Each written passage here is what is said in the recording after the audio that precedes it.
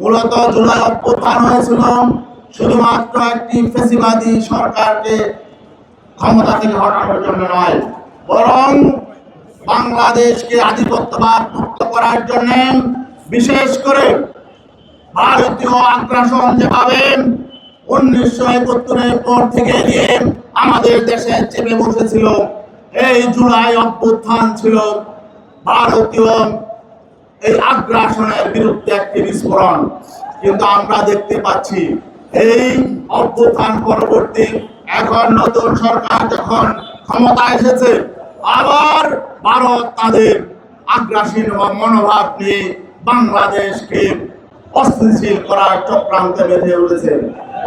আমরা স্পষ্ট জানিয়ে দিতে চাই, আজকে ভারতের যে নতুন হাই কমিশনার দায়িত্ব নিয়েছেন বাংলাদেশে, তিনি বাংলাদেশে পাড়া দিয়ে বলেছেন, পা রেখে বলেছেন, তিনি বলেছেন বাংলাদেশ ভারতের আকাশ বাতাস এবং বেদনা এক, বাংলাদেশের বেদনা ভারতের বেদনা এক হতে পারে না।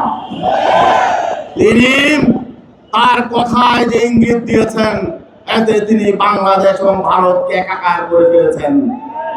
আমরা তার এই বক্তব্যের ব্যাখ্যা চেয়েছিলাম, কিন্তু এখনো পর্যন্ত তিনি সে ব্যাখ্যা দেয় নাই।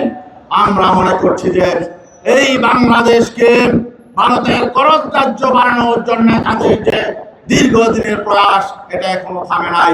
জুলাই অভ্যুত্থান থেকে ভারত কোনো শিক্ষা নেয় নাই।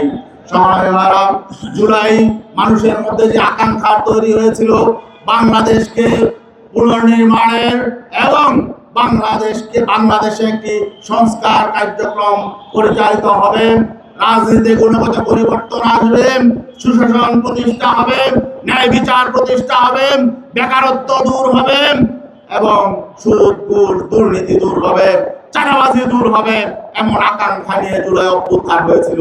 কিন্তু আমরা দেখতে পেলাম নির্বাচনের মধ্য দিয়ে একটি সরকার গঠিত হয়েছে, কিন্তু দেশের মৌলিক কোনো পরিবর্তন হয় নাই।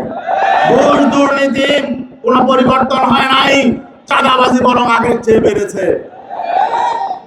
এটা আমরা মনে করি জুলাই আকাঙ্ক্ষার বিপরীতে এই অবস্থান আমরা মেনে নিতে পারি না।